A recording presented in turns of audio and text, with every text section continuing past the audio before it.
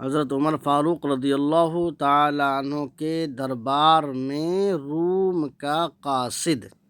آئیے نتیجہ کیا نکلتا ہے دیکھتے اس ویڈیو میں۔ حضرت عمر فاروق رضی اللہ تعالی عنہ کے پاس ایک دفعہ روم کا قاصد آیا۔ چونکہ مدینہ میں وہ پہلی دفعہ آیا تھا، اسے حضرت عمر بن خطاب رضی اللہ تعالی عنہ کا مکان معلوم نہ تھا، صرف نام سے واقف تھا۔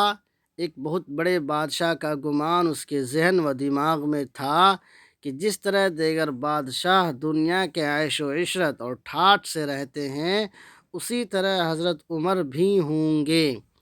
چنانچہ جب مدینہ منورہ پہنچا تو اس نے پوچھا، امیر المؤمنین کا دربار کہاں ہے؟ تو لوگوں نے کہا کہ وہ مسجد میں آرام فرما رہے ہیں۔ یہ مسجد کی طرف چلا، وہاں جا کر دیکھا کہ حضرت عمر رضی اللہ تعالیٰ عنہ ایک تہبند پہنے ہوئے اور اینٹ کا تکیہ لگا کر کے سو رہے ہیں۔ یہ شخص دیکھ کر بڑا حیران ہوا کہ ایک ایسا بادشاہ جس کا نام سن کر بڑے بڑے بہادر اور شیر دل بھی کانپ اٹھتے ہیں، وہ اس طرح بغیر کسی حفاظتی دستہ اور ہتھیار کے زمین پر آرام سے سو رہا ہے۔ اس کو کسی طرح کا کوئی خوف اور ڈر بھی نہیں ہے۔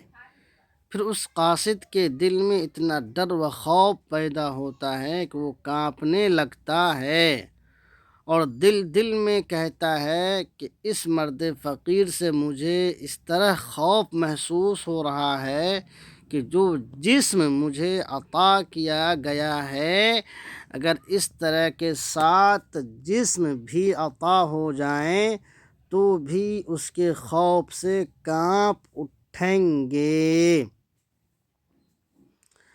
پھر اس کی سمجھ میں بات آ گئی اور کہا کہ در حقیقت یہ رعب و دبدبہ، یہ خوف مجھے اس مرد فقیر کا نہیں ہے، بلکہ وہ اللہ تعالیٰ سے بہت قریب ہے، اس لیے مجھے بھی اس سے خوف اور ڈر محسوس ہو رہا ہے۔ پھر اس کے دل کی دنیا بدل جاتی ہے اور وہ بھی مشرف باسلام ہو جاتا ہے۔ مزید اس طرح کے ویڈیو دیکھنے کے لیے فیس بک پر آپ عزیر انظر کو ضرور فالو کر لیجئے۔ اگر یوٹیوب پر دیکھ رہے ہیں تو OA ندوی کو ضرور آپ سبسکرائب کر لیجئے۔ دوستوں میں ویڈیو کو ضرور شیئر کر دیجئے اور لائکس کمنٹس کرنا ہرگز نہ بھولیے۔